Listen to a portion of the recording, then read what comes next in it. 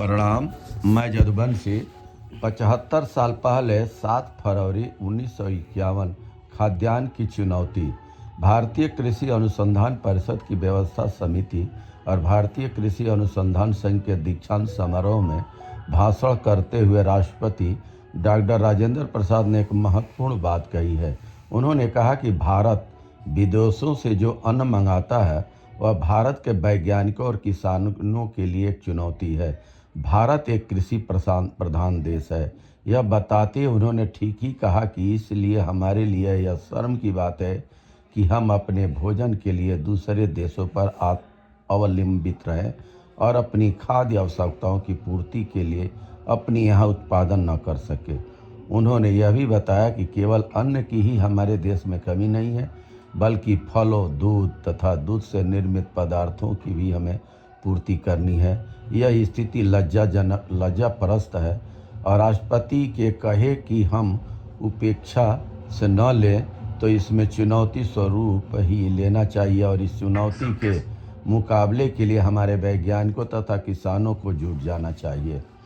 इसी अवसर पर भाषण करते हुए हमारे खाद्य मंत्री श्री कन्हैया लाल मुंशी ने बड़े सुंदर शब्दों में इस बात को फिर दोहराया कि यदि देशव्यापी प्रयत्न किया गया तो हम मार्च 1953 की लक्ष्य अवधि तक 17 लाख टन खाद्यान्न, 6 लाख गांठ रुई और 18 लाख गांठ पटसन की अतिरिक्त उत्पत्ति करके अपने उत्पादन कार्य को पूरा कर सकेंगे।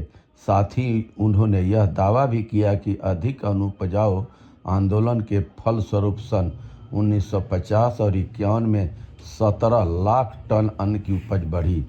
श्री मुंशी के ऐसे कथन पढ़कर भोले लोग चक्कर में पड़ सकते हैं, परंतु खाद्य संबंधी जो स्थिति यथार्थ में सन्मुख है उसे देखते हुए उनका इस तरह के अगर मगर में लोगों को गुमराह करना ठीक नहीं मालूम पड़ता, परंतु उन्हें अधिक अन्न उपजाऊ आंदोलन की असफलता को स्वीकार कर उसे ऐसा रूप देने का प्रयत्न करना चाहिए जिससे वह कुछ कारगर सिद्ध हो सके। इस दृष्टि से राष्ट्रपति के सुझाव अधिक उपयोगी हैं, जिन्होंने कहा है कि कृषि अनुसंधानशाला को ऐसे अनुसंधान कार्य पर ध्यान देना चाहिए जिससे वास्तव में तथा शीघ्र कृषि को लाभ हो। राष्ट्रपति की यह बात भी गले उतारने वाली है कि किसानों से संपर्क बढ़ाया जाए और कृषि औजारों में सुधार किए जाएं, वे व्यवहारिक हों। मगर आज की वर्तमान सरकार किसानों को अमेरिका के हाथों इस तरीके से कोई भी समझौता होता है तो पर्दे के पीछे हो रहा है और जो 3% टैक्स लगता था पहले वो 18% लग रहा है, अमेरिका लगा रहा है। तो इसमें बहुत सोचने की क्या बात है। इसमें खुद झलक रहा है कि बेईमानी हो रही है। कहाँ 3%, कहाँ 18%। देश के किसान क्या करेंगे, कैसे अपने कृषि संसाधनों को बचाएंगे और कैसे अपने उपज को कीमत मिल पाएगी। हमारा किसान अन्न इतना उपजा रहा है कि बाहर के देशों को तो बाहर के देशों से अनाज मंगाने की अब ज़रूरत क्या है।